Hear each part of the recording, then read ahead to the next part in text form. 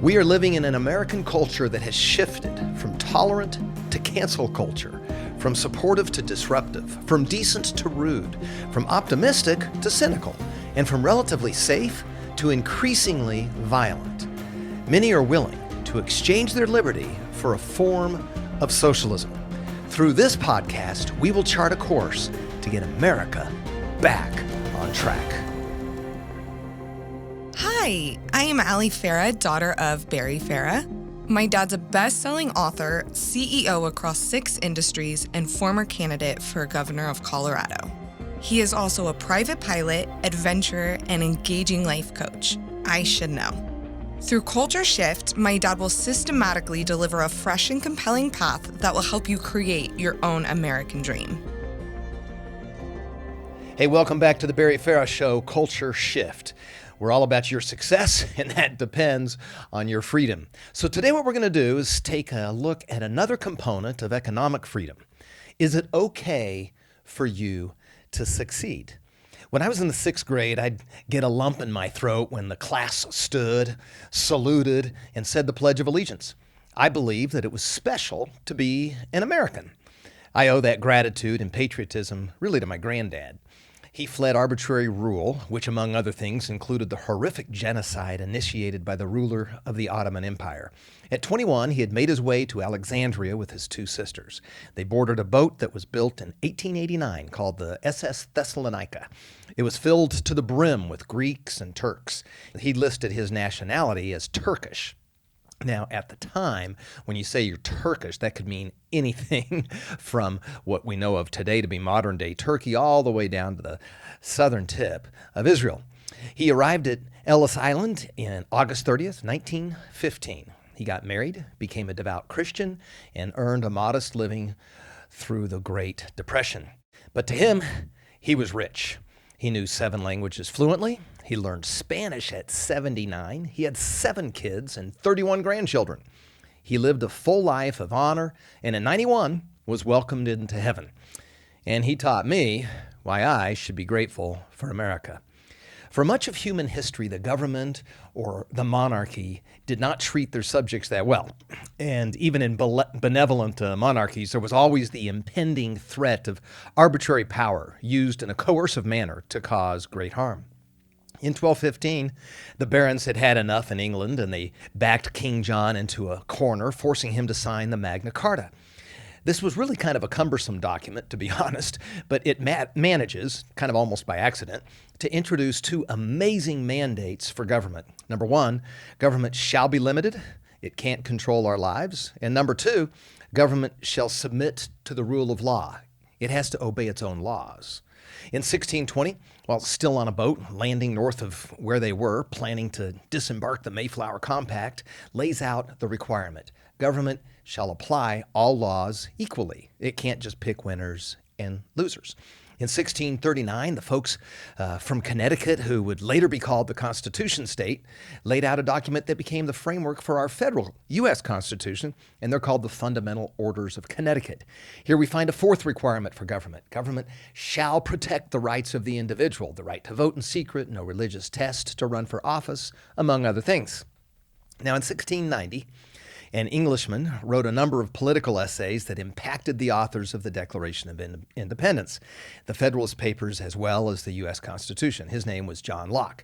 And one of his essays, titled The Second Treatise on Government, perhaps his most enduring contribution was that government shall not interfere with your economic freedom. In other words, private property is personal to you. You own your own labor. And finally, we find in 1776 in the Declaration of Independence that government shall be governed under the consent of the people, that it governs of the people, by the people, for the people, not outsourced. And finally, that government shall protect and shall never infringe upon the timeless rights that come from nature and nature's God. In other words, government should not have the power to change the basic rights that we have. It should use its power to protect them. So these link inextricably to the life, liberty, and the pursuit of happiness concept. And the pursuit of happiness is that definition of the American dream. You look in the Wikipedia today and you'll still find that definition. You've got the freedom to choose how to produce, how to sell, how to use your time. You can be inventive with your labor and money as long as you respect and don't unlawfully interfere with others' rights to do the same. Now, I'm not here to denigrate any other country, and I love some other places. I've been around the world several times, and I really do. But there just is no other American dream. I mean, we don't say Ukrainian dream or the Georgia dream. We don't say the Estonia dream. We don't say the Australian dream. We don't even say the New Zealand dream or the Singapore dream, even though all of those have their own claim to certain dreams. But the definition is the American dream. And when you succeed against all odds in another country, you still say, I achieved the dream, the American dream. It's the definition that incorporates the celebration of improvement, however you want to define improvement. And so here we are looking at what built this American dream and looking at whether or not it's okay for you to be successful.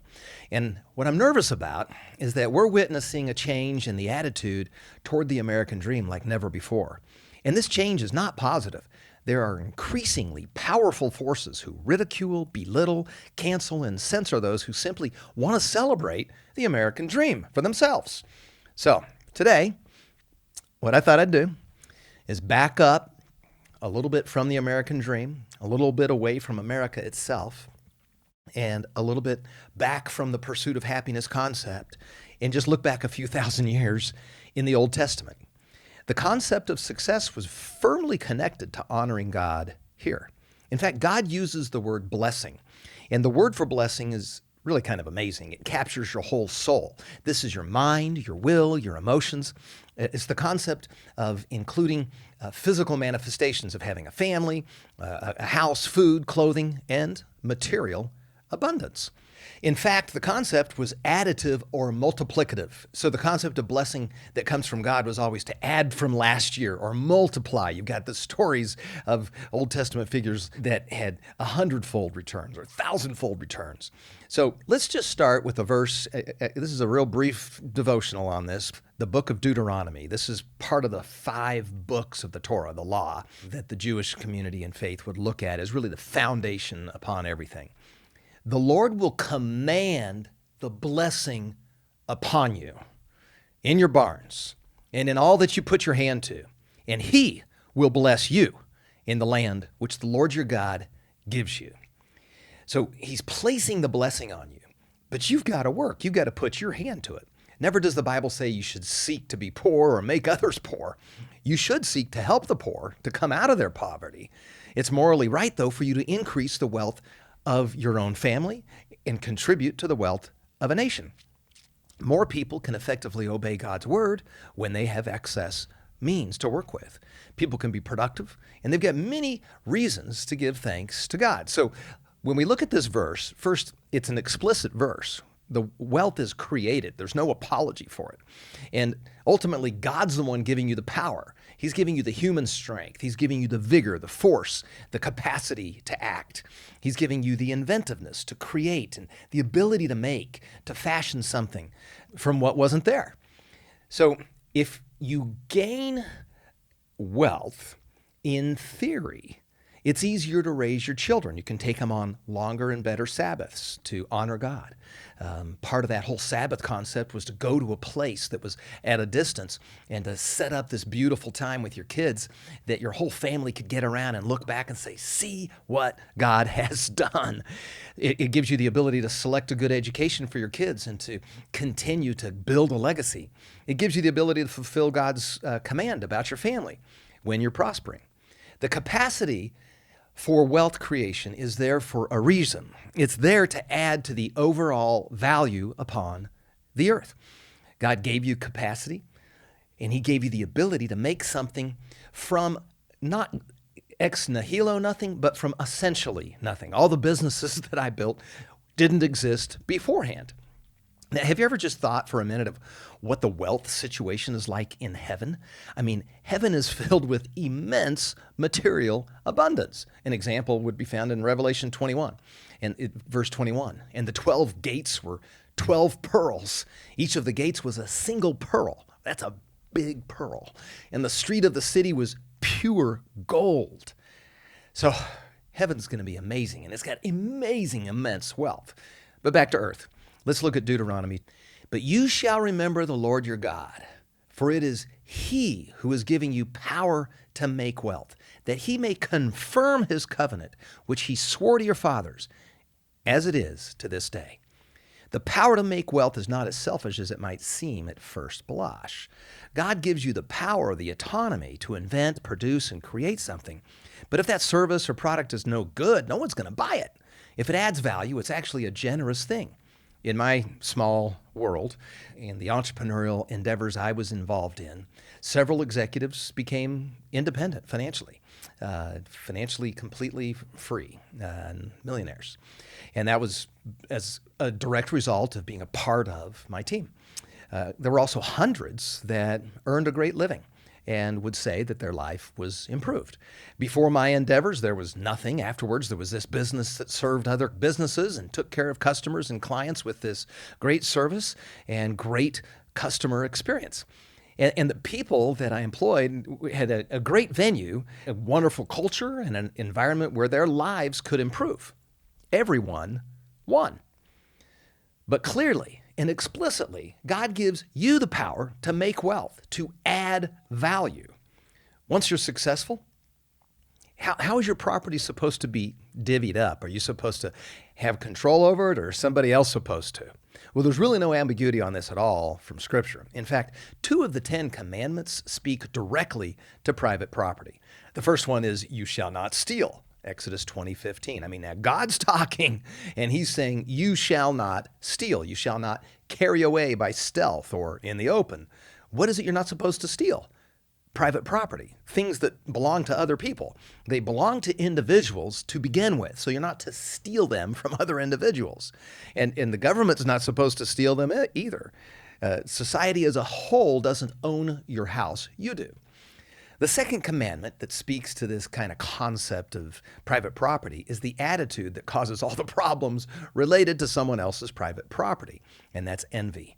You shall not covet your neighbor's house. You shall not covet your neighbor's wife, or his male servant, or his female servant, or his ox, or his donkey, or anything that belongs to your neighbor. Exodus 20:16. The idea of not coveting is that you shouldn't take any pleasure in something that's not yours. You don't own it, and by envying it or coveting it, you're endeavoring to own something that you didn't work for. This is as explicit as it gets. Private property is linked to this spiritual principle of being grateful for what you have earned and not envying what someone else earned, not lusting for his wife, not wanting his house, not wanting to steal his employees, not wanting to get his tools of trade and take them. No, you're not wanting anything else that belongs to him, because it's private property and it's to be owned by the individual that owns it, not by the government, not by a nation, not by society as a whole. And there's a reason that God favors private property for us, and that's because we're made in his image. And so he gives us a sliver of his sovereignty over a small portion of the earth. And we've got an opportunity to imitate God's wisdom, his creativity, his love, his justice, his mercy, his knowledge, and we can imitate that. And so it's really not a selfish thing to be endeavoring to accumulate private property to the glory of God. And really, it's not as selfish as you might think, because the private property system is based on an economic system that's better for everyone. So let's end with an example of how the free market really works, and how when it allows you to trade or exchange things, that in the end, it increases the value proposition for everyone, and everyone that responsibly participates. So we're going to play a game called the trading game. And you can do this at home with some of your buddies. Get a group of 10 folks and limit the world to these 10. So we're going to pretend like the entire world is limited to these 10 people and these 10 products. The products are perfume, facial cream, jewelry, dress, a suit, golf clubs, camping gear, a hunting rifle, electronics, and fine wine. So we're going to establish that the retail value of each box of these 10 products is equal in value, and that they're all valued right at $1,000 exactly.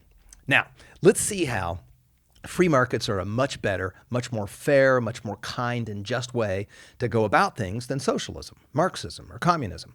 So we're going to pretend that there are 10 of you who are equally made up of men and women, and we're going to assume that these 10 products capture the diverse interests and needs of the group of 10, all right? So I'm going to arbitrarily now in phase one, give each of you an item at random. You have no choice in the matter. And you have to keep whatever it is that I give you. So let's say you're a guy, and you have a real good smelling nose, a big nose that can smell things really well, and you don't like certain types of perfume, but you get perfume, and the perfume doesn't smell the way you maybe want it to, or it's just a little too strong for you, and so that's you. So you got the perfume, and it was arbitrarily given to you, so you're stuck with that perfume. Let's say you're a gal, and you hate hunting and the whole concept of somebody going out and killing Bambi, and you got the hunting rifle, and you've got to keep it. So let me ask you, guy and gal, what is the value to you of those things that you arbitrarily got that you don't like? I mean, how much would you pay for the item you got? Would you pay $300 for that $1,000 rifle? You can't trade it. You can't resell it. Would you pay $100 for that rifle that you don't like, that perfume you don't like? Zero. You've got to keep it. So it's possible that the value of the perfume and the rifle would actually drop all the way to zero. And so if you're lucky enough to get what you want, you might pay $1,000 for it if it's the thing you absolutely want. So with no trading of the items allowed, what happens? The guys that are lucky, that get something they want, maybe get $1,000 of value, but everyone else has something that to them doesn't have anything close to $1,000 of value. So if you add up the value of this economy, of these 10 people, where you have some at zero, maybe some are at 200 or 300, and maybe one or two at $1,000, you're going to have a value much lower than $10,000 for this group of 10. On average, the economic gross product of this totally controlled economy is likely to be around $2,500 or so. So trading, when you can't trade, no trading allowed, decreases the aggregate value of the economy dramatically. So now let's control the market, kind of like good socialists, but let's open it up a little bit. 3 of you are arbitrarily allowed to trade your item for another item. Now, if you play this game with a group of 10 friends, you're going to get a lot of laughter right here, because only the select 3 are allowed to trade, and all the others just have to sit there and watch the 3 make their trades. The total value of this economy, where the 3 people have the potential to make 3 other people happy, is much higher than that totally controlled market, but it's still far less than a completely free one. So it's possible that some of those 3 folks that traded with 3 others, creating a value proposition where 6 out of the 10 get kind of what they want and what they would have chosen. Those other 4, maybe one of those other 4 were lucky and got something they like, or maybe not their first choice, but like enough. But they're not allowed to trade. And there's 2 ways to play that second one. If you wanted to play that where only the 3 can trade among themselves as a in-between step, but they can only trade between themselves. So you only have 3 that can trade. And so obviously not necessarily all of them are going, not all 3 are necessarily going to come out feeling that great if they can't trade with those other 7. But the other way is to allow them to trade with the other 7, and then you can create a total of potentially 6 people that are happy.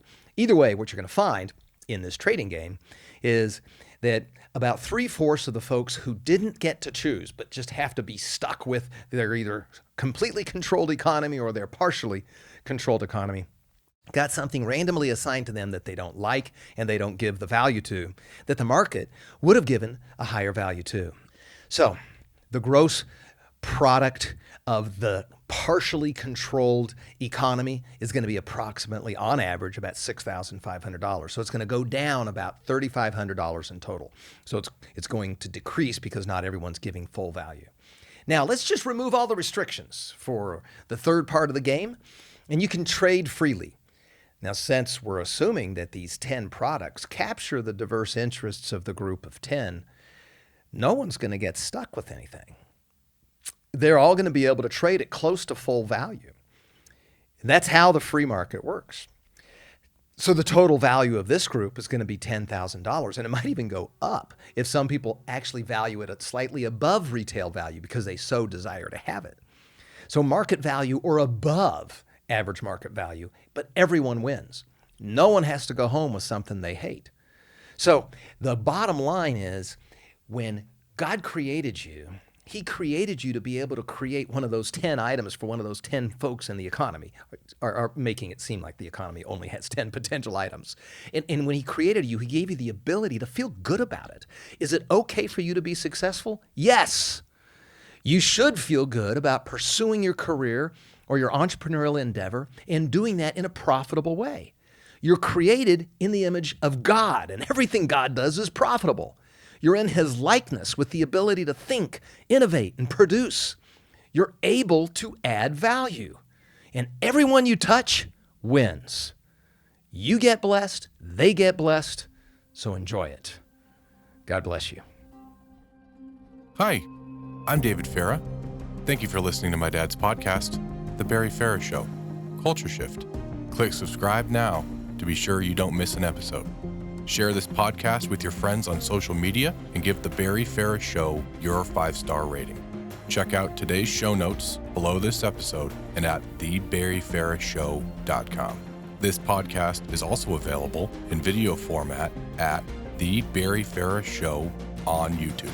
See you next time.